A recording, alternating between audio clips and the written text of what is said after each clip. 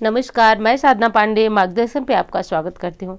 दोस्तों, मैं बात करूंगी नाग पंचमी के बारे में, जो कि कल यानी कि 13 अगस्त 2021 को नाग पंचमी का पर्व मनाया जाएगा। दोस्तों, नाग पंचमी के दिन नागदेव की पूजा होती है, महादेव जी की पूजा होती है। आज के दिन यदि किसी व्यक्ति की कुंडली में काल सर्प दोष है, दोस्तों ये दोष काफी खतरनाक यानी कि भयानक होता है। इससे मुक्ति के लिए साल में ये बहुत उचित दिन यानी कि नाग पंचमी का दिन बहुत उचित दिन माना जाता है, जिस दिन आप एक छोटा सा उपाय करके और इस दोष से सदा सर्वदा के लिए मुक्त हो सकते हैं। तो इसका उपाय भी इस वीडियो में जानेंगे। राहु केतु से जुड़े हुए प्रभाव, काल सर्प दोष से जुड़े हुए प्रभाव भी आज के दिन पूजा करने से, विशेष पूजा जो कि आप इस वीडियो में जानेंगे, करने से इस प्रभाव में आपको काफी राहत मिलती है, समाप्त भी ये प्रभाव हो जाता है। अगली चीज दोस्तों जानेंगे कि आपको नाग पंचमी की पूजा किस दिन किस समय करनी है। दिन तो पता है आपको कि 13 अगस्त को करना है, लेकिन किस समय आपको नाग पंचमी की पूजा करना है ये जानना बहुत ज़रूरी है, क्योंकि सभी काम जो होते हैं वह शुभ मुहूर्त में किए जाते हैं तो ज़्यादा उचित होता है। तो इस वीडियो में आप मुहूर्त भी जानेंगे। दोस्तों, एक चीज़ और जानेंगे आप कि नाग की पूजा का सही तरीका क्या है। तो इस वीडियो में यही सारी जानकारियाँ हैं। तो देखिए, सबसे पहली काम तो आपको ये करना है कि बहुत सारे लोग जो है वह जीवित नाग की पूजा करते हैं। ऐसा करना सर्वथा अनुचित है और गलत है। दोस्तों, ये बात मैं नहीं बता रही हूँ, ये हमारे शास्त्र में भी बताया गया है कि नाग पंचमी के दिन नागों की पूजा अवश्य होती है, लेकिन आप मंदिर में करें या फिर घर पे करने की विधि मैं बता रही हूँ उस प्रकार करें। आप गोबर से नाग की आकृति बना करके कर सकते हैं, मिट्टी के सर्प बना करके कर सकते हैं, लेकिन कहीं भी जीवित नागों की पूजा का कोई भी प्रमाण नहीं मिलता है। तो आप इस प्रकार की यदि गलती करते हैं तो ये बिल्कुल भी ना करें। नाग पंचमी का त्यौहार जो है वह सावन महीने के शुक्ल पक्ष की पंचमी को मनाया जाता है, जैसा कि आप कल मनाएंगे। और उससे भी बड़ी बात है दोस्तों कि सावन में जो व्रत पर्व पड़ते हैं उनका महत्व विशेष हो जाता है, क्योंकि ये महीना महादेव से जुड़ा हुआ है।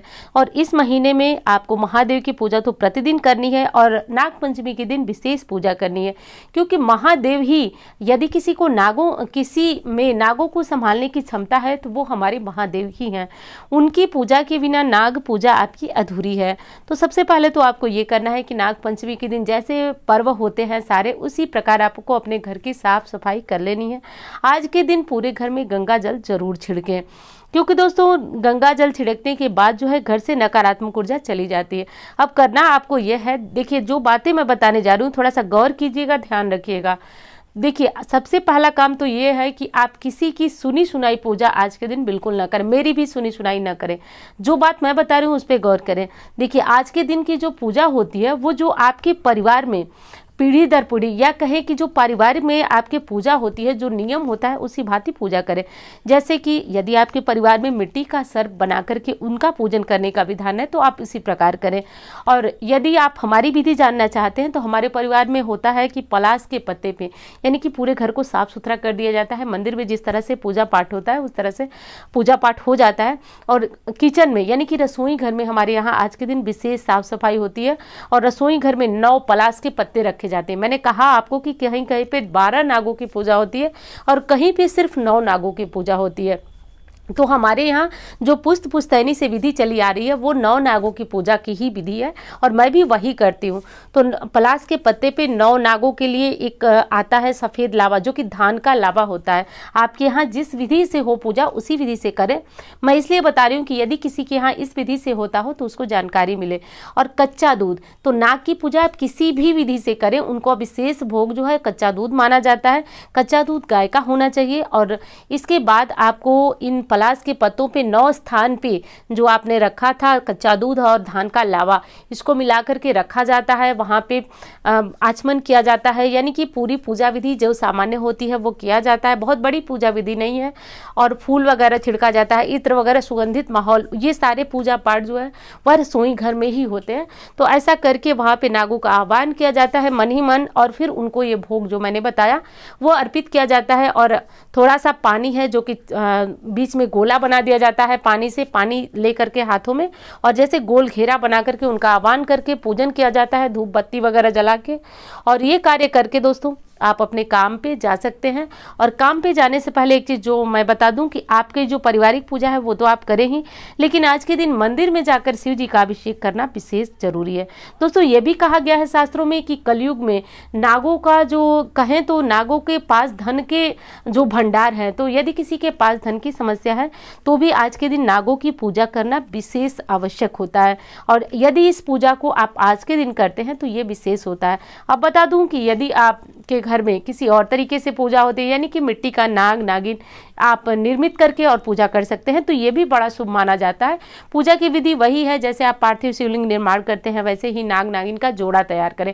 कभी भी एक नाग बना करके पूजा नहीं होती है। जब भी आप नाग देव की पूजा करेंगे तो जोड़ा में ही करते हैं, तो नाग नागिन उसी तरह निर्मित किया जाता है जैसे आप पार्थिव शिवलिंग बनाते हैं। लेकिन सबसे अच्छा ये रहेगा कि नाग नागिन के साथ आप पार्थिव शिवलिंग का निर्माण करें और उनका भी पूजन करें, तो ये विशेष जो श्रेष्ठ विधि है वो मानी जाती है। तो ऐसा करने के बाद आप उनका प्रिय भोजन जो दूध था वो लगाया जाता है, यानी कि दूध चढ़ाने की परंपरा जो है वर्षों से सदियों से चली आ रही है, तो इस परंपरा को हमें भी पालन करना चाहिए। ये सारी चीज़ें जो आपके यहाँ भोग प्रसाद में लगती हों लगा दें। उसके बाद आपको आज के दिन मंदिर जरूर जाना चाहिए महादेव के दर्शन और पूजन के लिए। अब जो चीज़ें आपको मिल जाए वो चीज़ें जरूर लेना चाहिए और उससे विधिवत महादेव का पूजन आराधना करना चाहिए। कहा जाता है कि यदि काल सर्प दोष हो आपकी कुंडली में तो महादेव के पूजन मात्र से ही वो दोष समाप्त हो जाता है, क्योंकि महादेव जो है वह नीलकंठ है, विषधर हैं और उन्होंने नागों को अपने गले में धारण किया है, इसलिए इनकी पूजा से काल सर्प दोष यानी कि सर्प से जुड़े हुए स्वप्न यदि आपको आते हैं, राहु केतु से जुड़ा हुआ प्रभाव है तो समाप्त हो जाता है। और अभी आप स्क्रीन पे देख लीजिए कि आपको करना किस समय पूजा करना है। तो पंचमी तिथि प्रारंभ हो जा रही है 12 अगस्त को दोपहर 3:24 पर। और पंचमी तिथि जो है प्रारंभ कब, पंचमी तिथि यानी कि नाग पंचमी तिथि की पूजा किस दिन होगी, तो ये है 13 अगस्त को पंचमी तिथि दोपहर 1:42 तक रहेगी। अब आप समझ गए होंगे कि उदया तिथि में पंचमी 13 अगस्त को प्राप्त हो रही है, तो इसलिए नाग पंचमी का पर्व हम 13 अगस्त को ही मनाएंगे। पूजा का शुभ मुहूर्त है 13 अगस्त को सुबह 5:49 से 8:28 तक, यानी कि 8:28 तक आपको नागदेव की पूजा कर लेनी है। मंदिर में भी यदि इस मुहूर्त में अभिषेक कर लेते हैं तो अच्छी बात है, नहीं कर सकते हैं तो मंदिर में आप कभी भी कर सकते हैं। घर पे जो नागों की पूजा होती है, जो पुस्तैनी पूजा कही जाती है, जो पारिवारिक पूजा आपके वहाँ होती है, उसको विधि विधान से निपटा लें। उसके बाद मंदिर, तो महादेव का मंदिर हमेशा ही खुला होता है, आप कभी भी जाकर के सुबह शाम कभी भी उनका अभिषेक पूजन कर सकते हैं। बहुत भाई बहन बोलते हैं कि उनके यहाँ जो है नागों की शिव जी की जो अभिषेक है शिव जी का वो शाम को नहीं होता है। दोस्तों ऐसा तो शास्त्रों में कहीं भी नहीं लिखा हुआ है। मैंने जितना पढ़ा है, जितना जाना है, उसमें यही लिखा है कि शिव जी का जो अभिषेक होता है वो तीनों कालों में कभी भी हो सकता है। तो ऐसा कुछ भी नहीं है। यहाँ तक कि रात्रि में भी हम अभिषेक करते हैं। विशेष जो समय होता है, विशेष पूजा पाठ का जो दिन होता है, यानी कि शिवरात्रि, प्रदोष वगैरह में, तो इसमें आपको बिल्कुल भी किसी के कहने सुनने का जो है ध्यान नहीं देना चाहिए। महादेव का अभिषेक आप किसी भी समय कर सकते हैं। अब बात करूंगी कि आपको काल सर्प दोष है या फिर राहु केतु से जुड़े हुए प्रभाव यदि जीवन में बहुत ज्यादा परेशान कर रहे हैं तो आपको क्या करना चाहिए।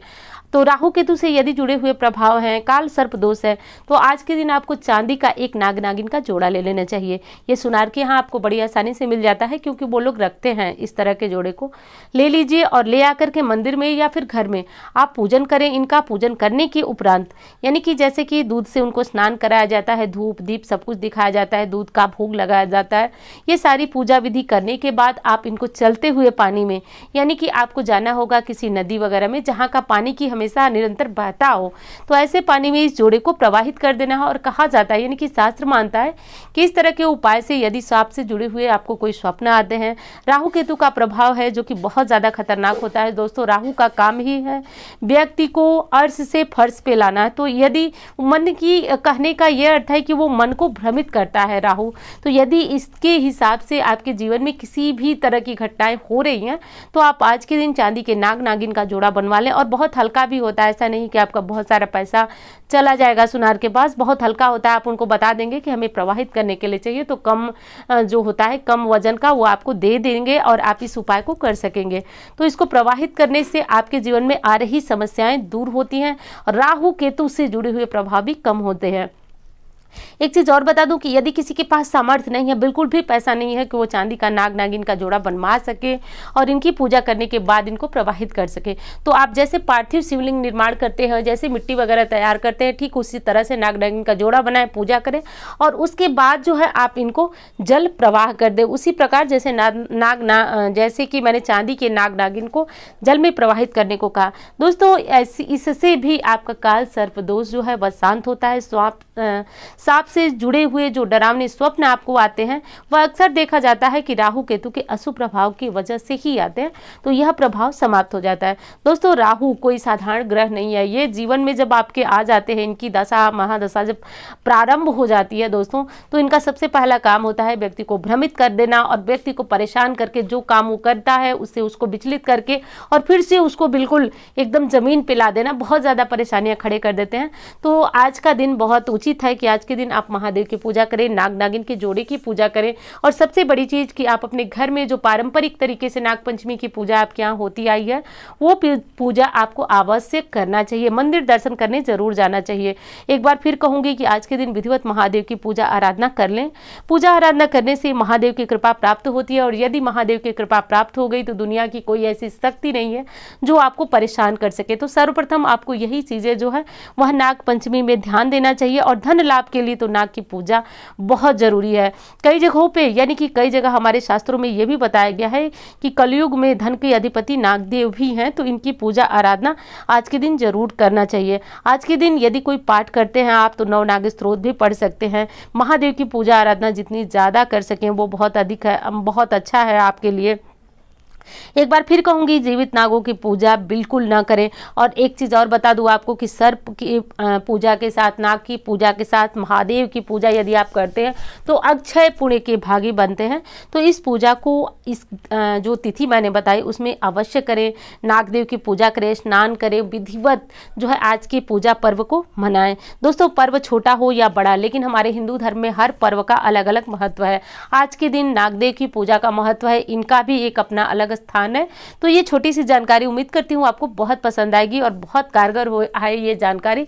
यदि इस जानकारी से आप लाभ लेते हैं दोस्तों तो जीवन में आने वाली समस्याओं से सदा सर्वदा के लिए बचे रहते हैं। यदि वीडियो आपको अच्छी लगती है तो प्लीज़ एक लाइक ज़रूर करें, क्योंकि इस लाइक से हमें बहुत ज़्यादा प्रेरणा मिलती है।